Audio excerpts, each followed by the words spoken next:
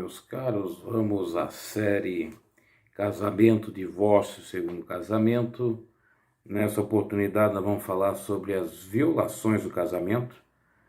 Na outra nós falamos sobre o divórcio na lei, a carta de divórcio. Agora nós vamos falar sobre as violações do casamento. Inclusive o Senhor Jesus lá em São Mateus está registrado, ele abordou sobre essas duas coisas, sobre a questão exatamente, principalmente, do divórcio, que era dado à torto e direito por qualquer motivo, e também falando aqui em outras passagens sobre as violações do casamento. Uma coisa que não ficou muito grifada no outro vídeo, e que eu grifo aqui, é que, assim como é na lei brasileira, inclusive, na lei de Moisés só podia casar se houvesse o divórcio. Só podia se casar novamente, só se casava novamente depois da carta do divórcio. Senão configuraria o quê? Bigamia, poligamia. Apesar disso ter sido, de alguma forma, liberado, permitido por Deus, como citei no vídeo anterior, Davi tinha 8 mulheres, Salomão tinha 700 mulheres e 300 concubinas, Abraão tinha lá Agar, que ele fez o filho Ismael, e a oficial que era Sara, o Sarai, que ele teve Isaac, e por aí em diante. Num outro vídeo, não vai ser nesse, eu vou falar com mais detalhes sobre essa questão da poligamia ou da bigamia. Inclusive existe na Bíblia o primeiro bígamo, tá? Vamos lá. As violações do casamento. Tem muitos extremistas que só ficam nessa questão das violações do casamento para interpretar São Mateus 19:7 e São Mateus 5:32, se eu não me equivoco. Eles não vão para Deuteronômio 24, eles não interpretam Deuteronômio 24 junto com São Mateus, eles só interpretam, que eu não disse aqui qual é o capítulo 22, versículo 13, que fala sobre as violações do casamento, vai até o 30.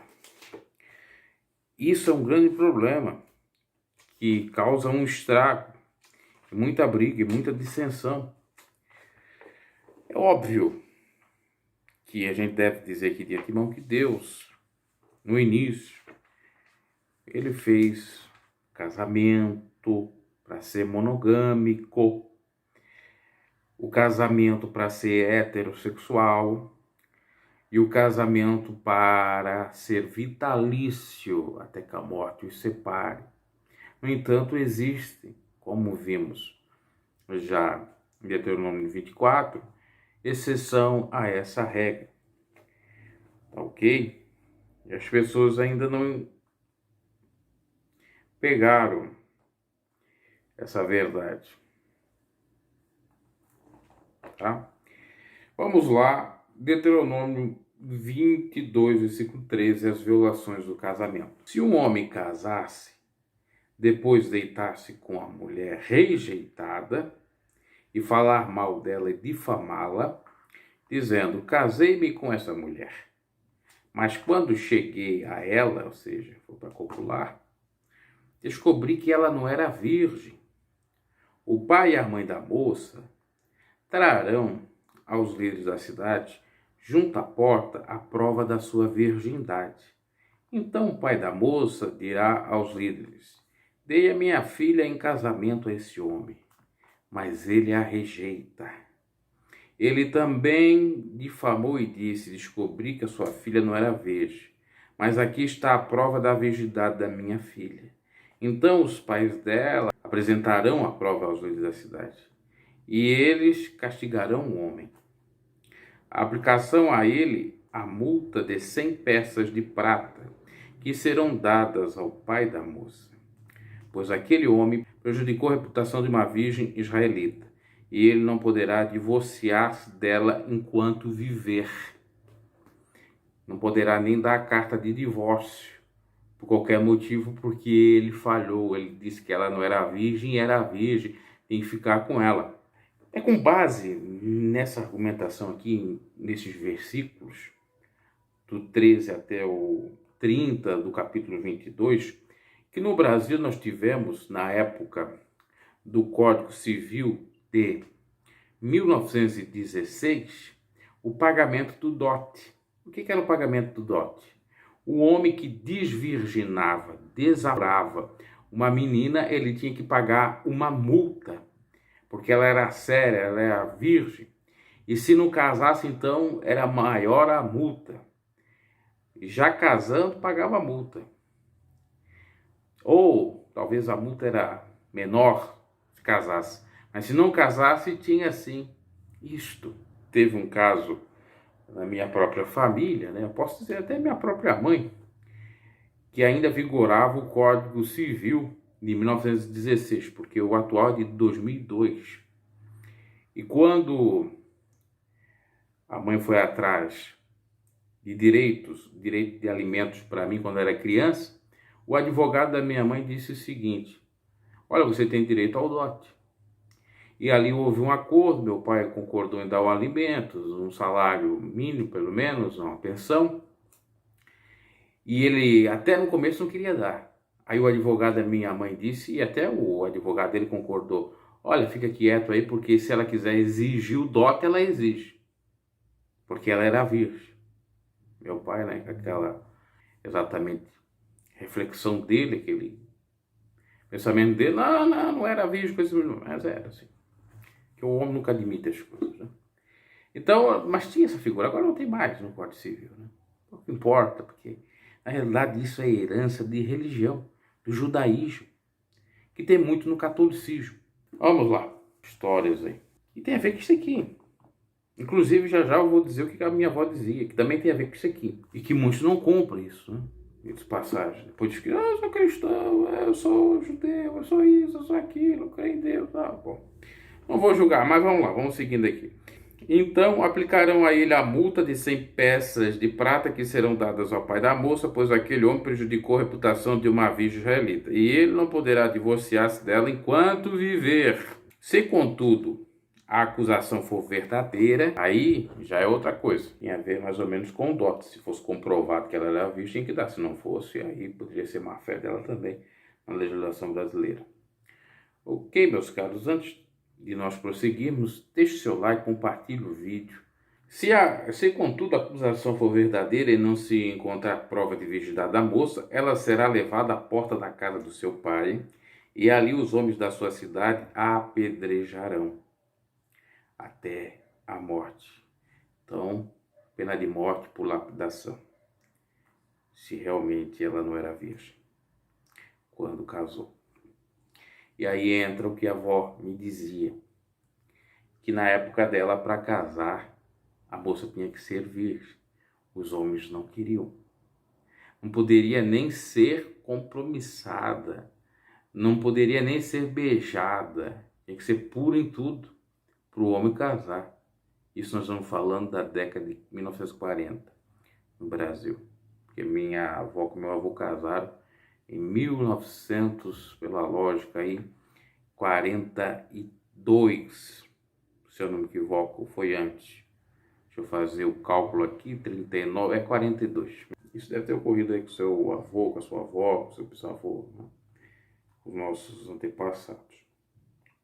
Sobre a questão da moça ser virgem. O homem não necessariamente precisava ser virgem, né?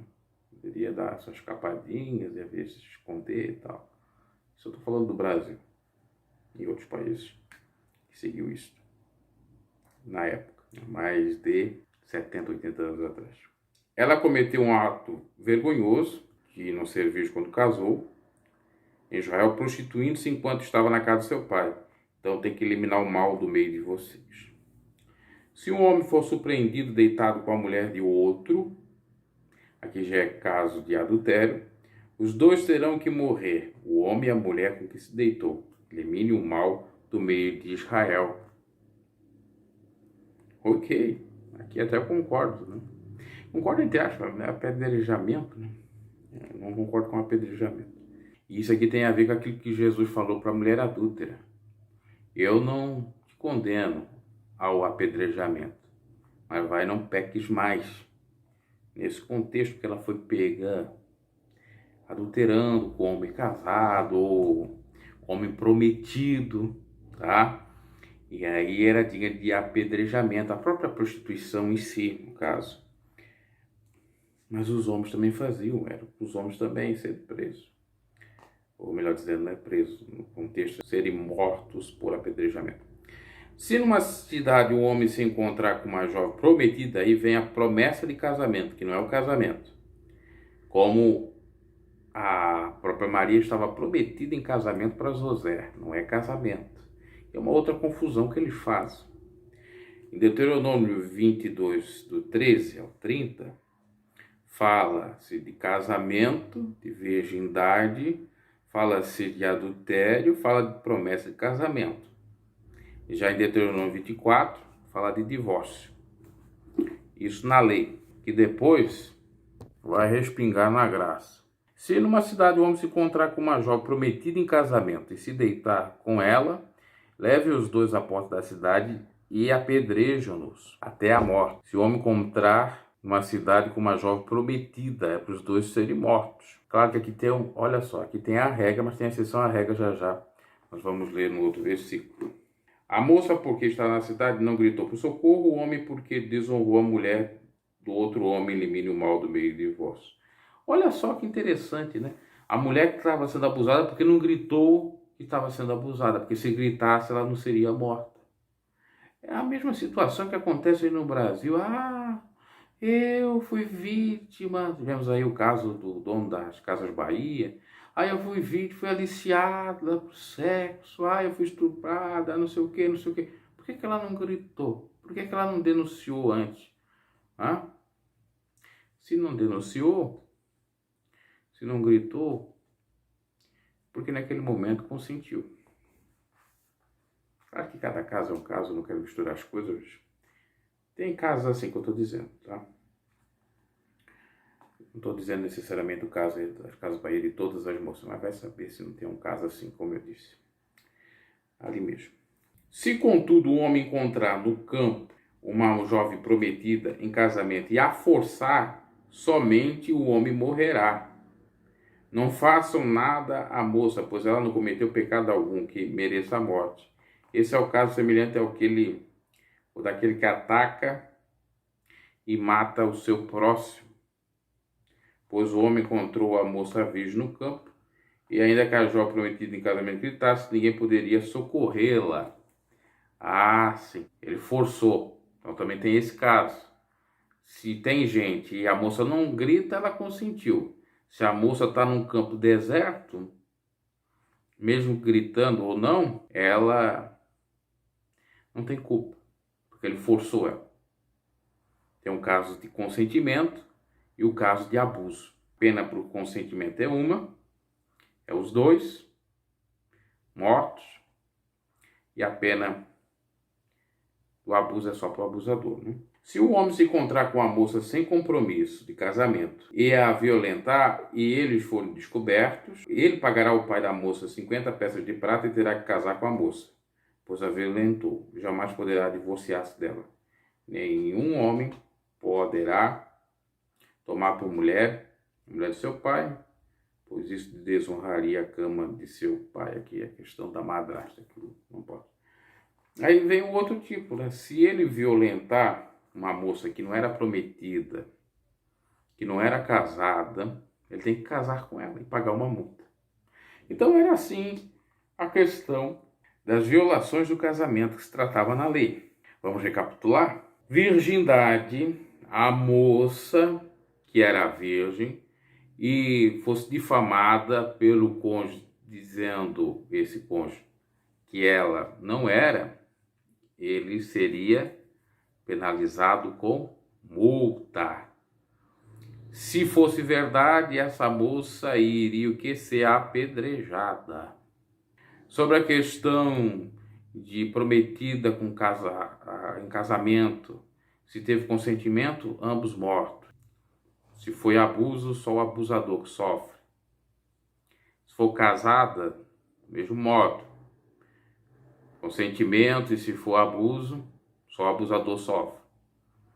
E já se for solteira, houver ali a promiscuidade, ou melhor dizendo, a fornicação, deste modo, assim sendo, ele é obrigado a casar com ela, porque senão configura outra coisa.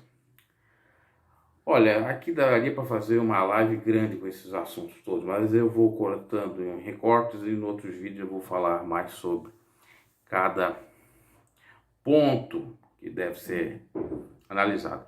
Aqui, quando eu disse no início que os extremistas eles utilizam mais essa passagem de virgindade, de prometido em casamento e casamento, do que o divórcio, por quê?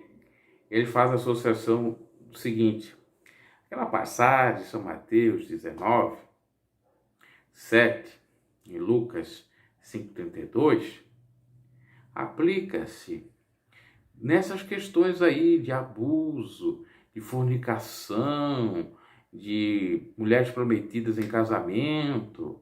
Não tem a ver com casamento, aquilo que Jesus falou. Tem a ver com aquele caso de Maria e José, que Maria estava desposada com José, prometida para José. Mas isso não se aplica, é negativo. Porque Jesus falou em São Mateus, foi de Deuteronômio 24, sobre o casamento e o divórcio. E também segundo casamento, permitindo, diferentemente da lei, que permitia para os dois, permitindo apenas para a pessoa fiel. E para o infiel, aí fica a critério de Deus, Deus é que sabe. Depois no outro vídeo a gente fala um pouquinho mais sobre isso. Então, servindo, permitindo para aquele que não tem culpa ou aquela que não tem culpa, a fiel na relação matrimonial. Então tá aí, falamos mais um pouquinho sobre essas questões. Interessante nós sabermos disso. Eu confesso que não sabia, tive que estudar para saber, apesar de ter lido a Bíblia toda no início da minha conversão, eu não sabia muito desses detalhes. Depois de sair da religião, que não explica muito isto, a gente acaba entendendo melhor, para compreender o outro. Isso aqui não é para defender divórcio.